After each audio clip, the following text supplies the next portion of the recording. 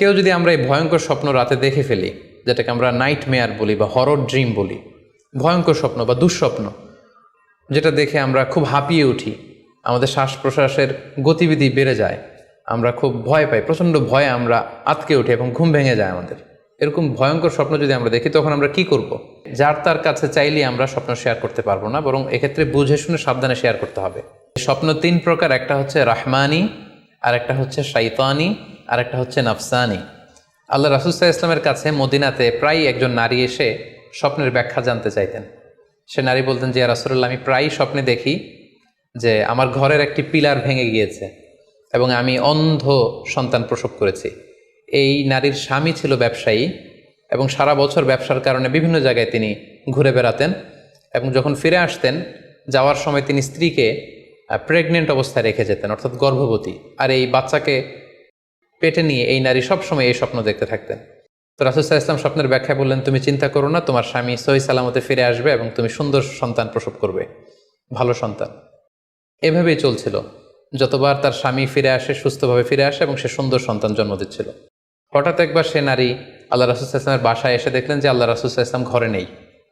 আম্মাজান আয়েশাকে তিনি বললেন যে, আমি সবসময় এরকম স্বপ্ন দেখি। তখন আম্মাজান আয়েশা বললেন, তাহলে এই স্বপ্নের ব্যাখ্যা জানার জন্যই তুমি রাসূল সাল্লাল্লাহু আলাইহি ওয়াসাল্লামের কাছে আসো, তুমি কি স্বপ্ন দেখো? তখন সে নারী আম্মাজান আয়েশার কাছে খুলে বললেন যে, আমি স্বপ্নে দেখি যে আমার ঘরের একটি পিলার ভেঙে গিয়েছে আর আমি একটি অন্ধ সন্তান প্রসব করেছি। একথা শুনে আম্মাজান আয়েশা রাদিয়াল্লাহু তাআলা আনহা অবাক হয়ে গেলেন। তিনি বললেন, তাই নাকি? তোমার স্বপ্ন যদি সত্য হয় তাহলে ঠিকই তোমার স্বামী মারা যাবে এবং তুমি একজন ফাজের পাপাচারী সন্তান প্রসব করবে। ঠিকই দেখা গিয়েছিল, তার পরের বছর তার স্বামী যখন আসলো, জীবিত আসতে পারেনি, তার স্বামী ইন্তেকাল করেছিল এবং এই নারী যে সন্তান প্রসব করেছিল সেটি ছিল একটি পাপাচারী সন্তান। তো এই ঘটনা আল্লাহ রাসূল সাল্লাল্লাহু আলাইহি ওয়াসাল্লাম শুনে আম্মাজান আয়েশাকে বললেন, আয়েশা, তুমি এটা ঠিক করোনি। তুমি যদি কখনো কারো স্বপ্নের ব্যাখ্যা করো, তুমি ভালো ব্যাখ্যাটা করবে, কখনো মন্দ দিক থেকে ব্যাখ্যা করবে না। হয় চুপ থাকবে, ব্যাখ্যাই করতে যাবে না, আর যদি স্বপ্নের ইন্টারপ্রিটেশন তুমি করতে চাও তাহলে ভালো ব্যাখ্যাটা করবে। সম্মানিত, শুধু এজন্য যে কারো কাছে আমরা চাইলেই স্বপ্নের কথা জানাতে পারি না, বরং সে যদি আপনার শুভাকাঙ্ক্ষী হয়, সে যদি স্বপ্ন ব্যাখ্যায় পারদর্শী হয়, সে যদি ভালো আলেম হয়, তাহলে তার কাছে আপনি স্বপ্নের ব্যাখ্যা জানতে চাইতে। যার তার কাছে চাইলেই আমরা স্বপ্ন শেয়ার করতে পারবো না, বরং এক্ষেত্রে বুঝে শুনে সাবধানে শেয়ার করতে হবে। এক্ষেত্রে মুস্তাদরেকে হাকিমে একটি চমৎকার হাদিস উল্লেখ হয়েছে। সেটি হচ্ছে, কেন যে কারো কাছে স্বপ্ন শেয়ার করা যাবে না, করলে সমস্যা কি? সেক্ষেত্রে বলা হয়েছে যে, ফাইন্না রুইয়া তাকাউ আলা মা তুআব্বার, অর্থাৎ স্বপ্নের ব্যাখ্যা তেমনই হয়ে থাকে যেমন এটার ব্যাখ্যা করা হয়। এই ব্যাপারটা কিন্তু সাধারণ কোনো কথা নয়। আপনি একজনের কাছে, যার কোনো জ্ঞান নেই স্বপ্নের ব্যাপারে, হুট করে তার কাছে স্বপ্নের ব্যাখ্যা জানতে চাইলেন, আর তিনিও হুট করে এমন একটা ব্যাখ্যা করে দিল, ফলে দেখা যাবে উনি যেটা ব্যাখ্যা করেছেন সেটাই ঘটবে আপনার জীবনে। সো স্বপ্নের কথা যে কারো কাছে বলতে নেই। ফাইন্না রুইয়া তাকাউ আলা মা তুআব্বার, কেননা স্বপ্নের ব্যাখ্যা তেমন হয়ে থাকে যেমন এটার ব্যাখ্যা করা হয়। সো ব্যাখ্যা যদি কেউ করতে চান, আপনি ভালো ব্যাখ্যা করবেন, জেনে শুনে বুঝে তার শুভাকাঙ্ক্ষী হয়ে সুন্দর ব্যাখ্যা করবেন, কেননা খারাপ কোনো ব্যাখ্যা করে দিলে সেই ব্যাখ্যাই হয়ে যেতে পারে। স্বপ্ন তিন প্রকার, একটা হচ্ছে রাহমানি, আর একটা হচ্ছে শাইতানি, আর একটা হচ্ছে নাফসানি। আমি আবার বলছি, স্বপ্নের প্রথম প্রকার হচ্ছে রাহমানি, দ্বিতীয় প্রকার হচ্ছে শাইতানি, তৃতীয় প্রকার হচ্ছে নাফসানি। যেটা রাহমানি সেটা রহমানের পক্ষ থেকে আল্লাহ দেখান, আর যেটা শয়তানি সেটা শয়তানের পক্ষ থেকে, শয়তান ভীতিকর পরিবেশ তৈরি করার জন্য বা ভয় দেখানোর জন্য যেটা দেখায়।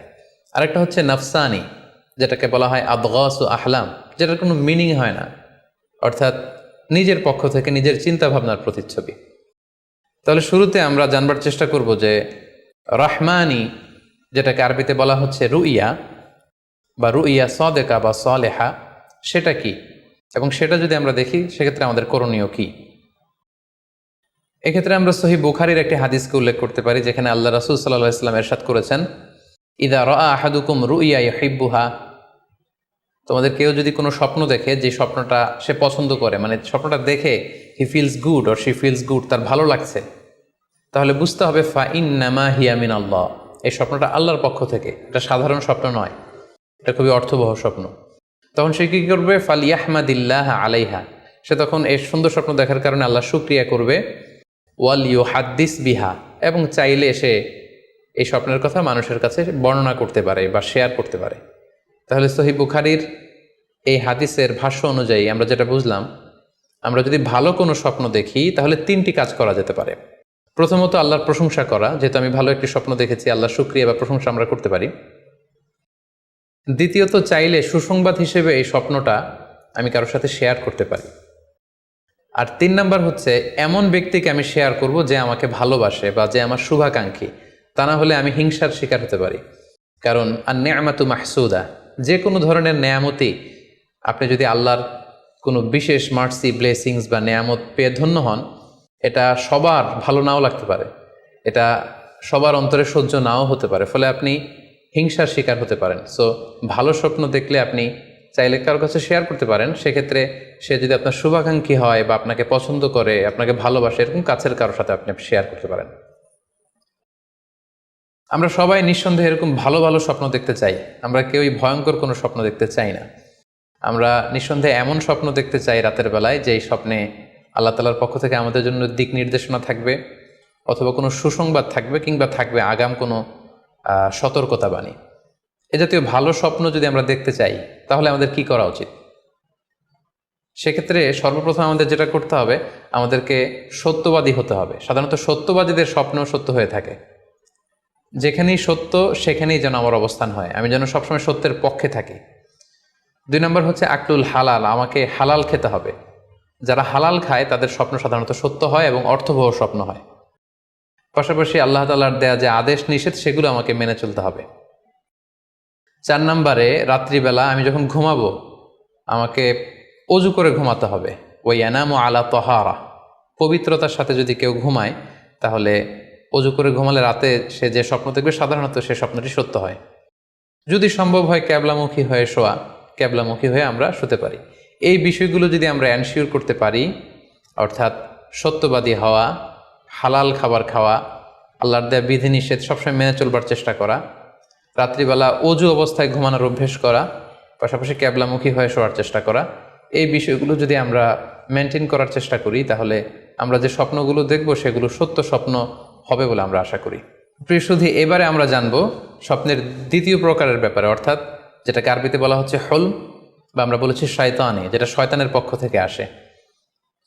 সেক্ষেত্রে শয়তান এটা সাধারণত মানুষকে ভয় দেখানোর জন্য, ঘুমের মধ্যে তার কোনো অকল্যাণ করার জন্য যে স্বপ্নটা দেখায়, এটা হচ্ছে শয়তানি।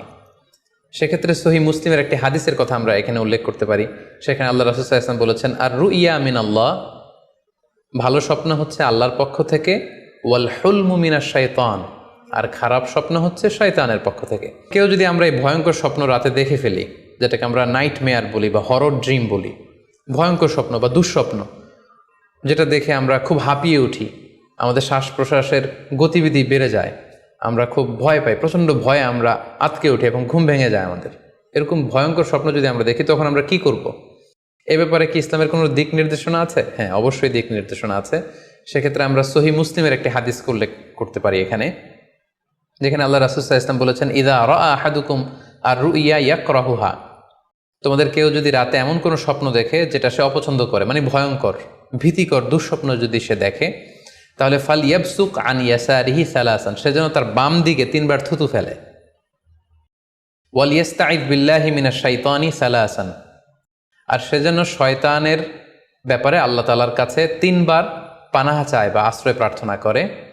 ওয়াল ইয়াতাহাওয়াল আন জামবিহি আল্লাযী কানা আলাই, আর যে পাশে হয়ে সে শুয়েছিল সে পাশ চেঞ্জ করে অন্য পাশ হয়ে যেন সে ঘুমায়। সুবহানাল্লাহি ওয়া বিহামদি, কত চমৎকার দিক নির্দেশনা। এবং সুনানে ইবনু মাজায় আরও একটি সহিহ হাদিস আমরা এখানে উল্লেখ করতে পারি, যেখানে আল্লাহ রাসূল সাল্লাল্লাহু আলাইহি ওয়াসাল্লাম বলেছেন, ইযা রাআ আহাদুকুম রুইয়া ইয়াকরাহুহা, কেউ যদি রাতে খারাপ বা ভয়ঙ্কর কোনো স্বপ্ন দেখে, ফালিয়াতাহাওয়াল, সে যেন তার বিছানা চেঞ্জ করে নেয়, জায়গা চেঞ্জ করে নেয়। অর্থাৎ সে যে বিছানায় শুয়েছিল সেখানে না, সে অন্য কোথাও শোবে, অথবা যেই টার্নে শুয়েছিল অন্য টার্নে চলে যাবে, ডানে হলে বায়ে, বায়ে হলে ডানে। ওয়াল ইয়াতফুল আন ইয়াসারিহি সালাসান, এবং তার বাম দিকে যেন সে 3 বার থুতু ফেলে।